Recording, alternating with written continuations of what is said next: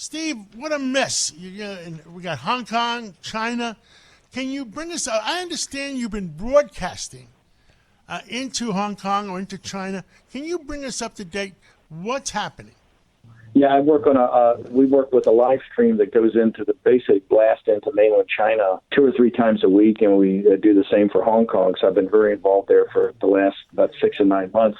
What you see in Hong Kong is a fight for freedom. You have these young people, these millennials under 30 years old, that are standing up to the totalitarian barbarism of the Chinese Communist Party, and they're fighting for freedom.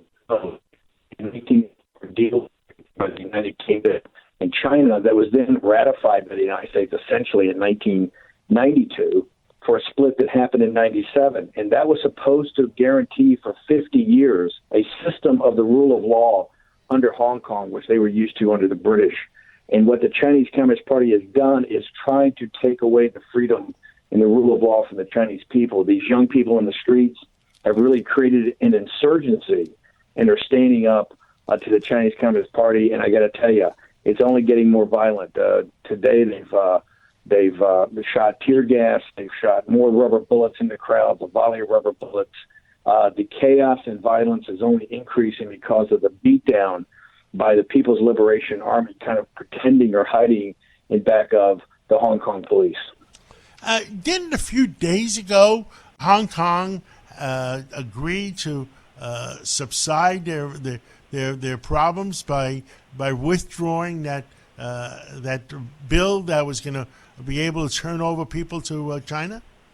Yes, just to put it in perspective, the extradition bill, which was put forward about 14 weeks ago, was a bill that really would have taken away the rule of law and allowed people in Hong Kong to be extradited into China, into mainland China, basically to be thrown in prison and have to have justice by Chinese courts, which there is no justice.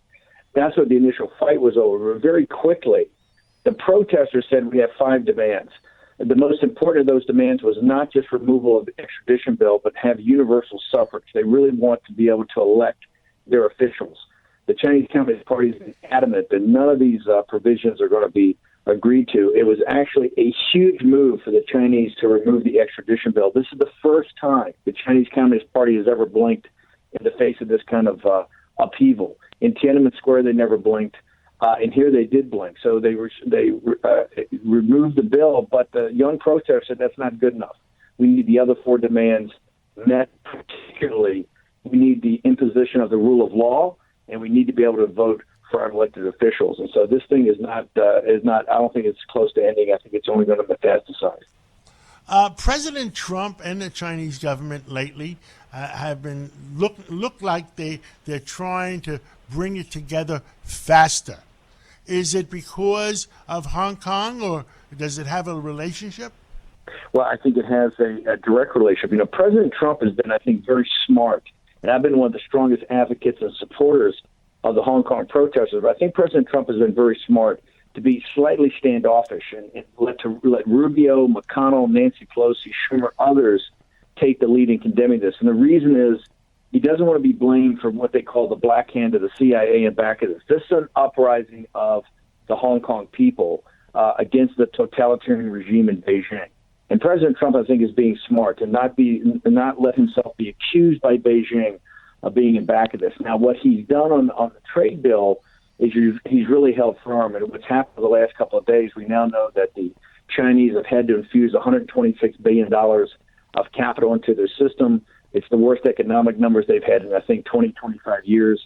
Their economy is really hurting because of President Trump standing tall. They're now trying to, as people are talking about, trying to have a 2-step negotiation. They're flying over here in October. Trump's getting huge pressure from Wall Street to bring this to an end, but he's standing tall and representing, I think, American workers and American manufacturing businesses and saying, I'm not backing down from this. This is going to be this is a heavyweight title fight. What else? Is Sunday morning, people in the United States are drinking their hot coffee and wondering what's going to happen. What else would you like to tell them? Well, I think it's, many of these things are kind of interconnected. You see the situation in Great Britain. with Brexit. You see President Trump now fighting Wall Street and the corporations, the political class fighting for manufacturing jobs. You see this upheaval in Hong Kong. I happen to believe it may spread to Taiwan before too long. What you're seeing is people standing up, working class people in the United Kingdom, working class people in the United States, and in Hong Kong. People are standing up for their freedom. They want to be able to have their sovereignty. They want to govern themselves. And I think as people look throughout the world, it looks like a world in chaos. But I think in this regard, President Trump is the stability factor. He's been very adamant that the system the Chinese have put in place, that basically the city of London and Wall Street and the global corporations have supported to essentially deindustrialize the West, to not go on like this. And so I think that this is playing out. I got to tell you, John, we're living, as folks are drinking their coffee, listening to your show, you are living in historic times. They will talk about this 100 years from now, because the next couple of years, I think it will be quite vital and quite important about whether we're going to live in a world of democracy and freedom, or we're going to live with these totalitarian dictatorships.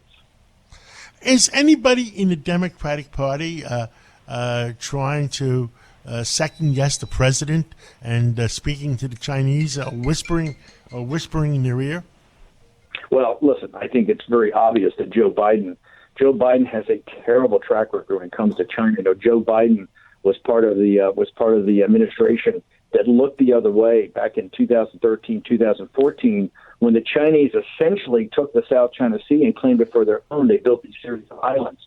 Biden was one of the ones responsible with John Kerry for taking care of this problem, and essentially blinked. I believe that is what I call the Munich of the 21st century. In addition, Biden, as we've talked about in your show before, Biden's family has direct financial relationships in a deep way with the Chinese Communist Party. Their bank, the Bank of China, has put $1.5 billion into a private equity fund run by Biden's son. That has never been fully disclosed. They've never talked about what their financial relationship is.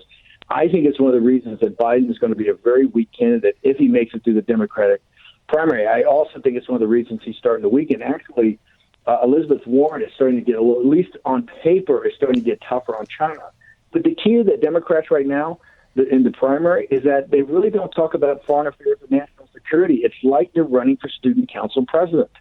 Eventually, they're going to have to wake up to the fact that climate change may be a problem, long term, but right now you have an existential threat today by the Chinese Communist Party.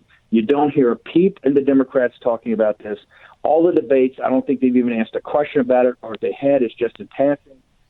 Mayor Pete, Beto, Kamala Harris is very weak on China. They are not stepping up to the central issues of our time, which are a direct threat to the economic well-being and the national security well-being of the American people. And I think this is one of the reasons the ratings on the debates are so low. And I just don't see any of these people to date being able to stand up against Donald Trump on a debate stage and convince the American people that they should be the commander-in-chief and not Donald J. Trump.